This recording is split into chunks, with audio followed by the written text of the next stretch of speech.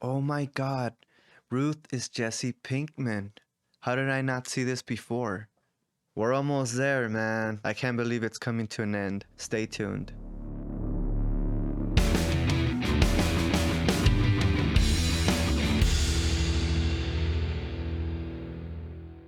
So this season, it's all about Ruth.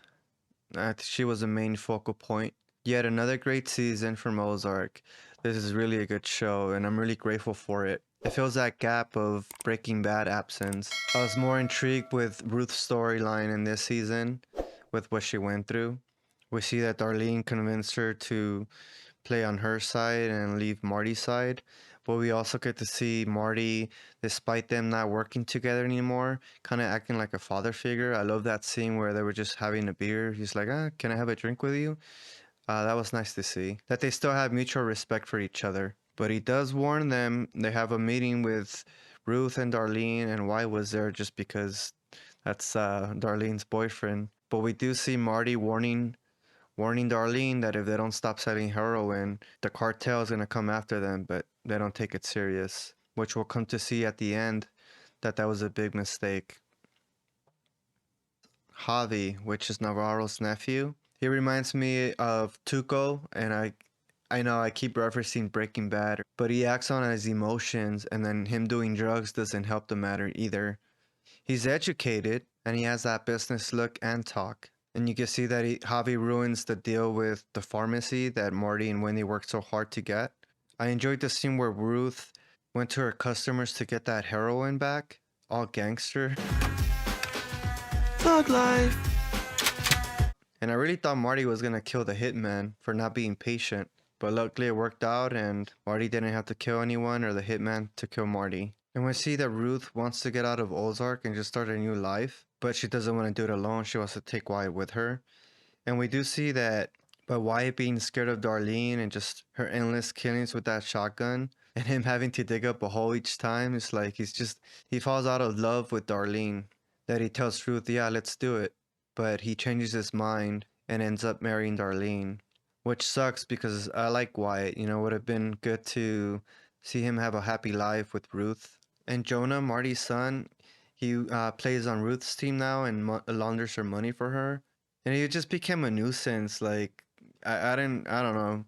Just, he was another Charlotte, just causing family problems. But I did like the father son moment they had when Wendy did something to have one of his accounts on hold, and Marty was there to like solve his problem and reassure him that everything's gonna be okay. So that was nice to see. And I did believe that both Navarro and the Birds were gonna get what they wanted, that the FBI was gonna grant immunity to Navarro, which will make Marty and Wendy have their old life back. But it doesn't end up working out like that. And you really hope for them to have a happy ending. In that scene where Navarro tells Wendy that she's not gonna like her old life back, she's gonna remember this power that she had. I wonder if that's kind of like a pre-telling that the real enemy is gonna be Wendy. Is this experience gonna lead them to finally get a divorce? Or make Wendy's fantasy of killing her husband come true? I don't know, I just want to see Marty make it. I can care less for the rest of the family. I know that sounds cold. Because when Darlene had that heart attack and she was telling Wendy call 911, she had that look in her face of Breaking Bad and crossing that line of no return, kind of like when Jane died and Walter just had to sit there and watch her die. Wendy's got some evil in her. That's what I'm saying here. The story with the FBI and trying to make a deal with Javi and Navarro in jail. I don't know, it was too much for me to grasp what was going on and what were the terms.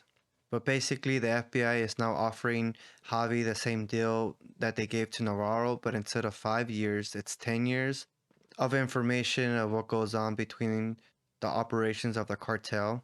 But I don't understand how Javi went along with it. Maybe because Navarro gave the go ahead that, hey, I was working with them and you should too. Maybe it's a way for Javi to save himself by being caught eventually from the FBI.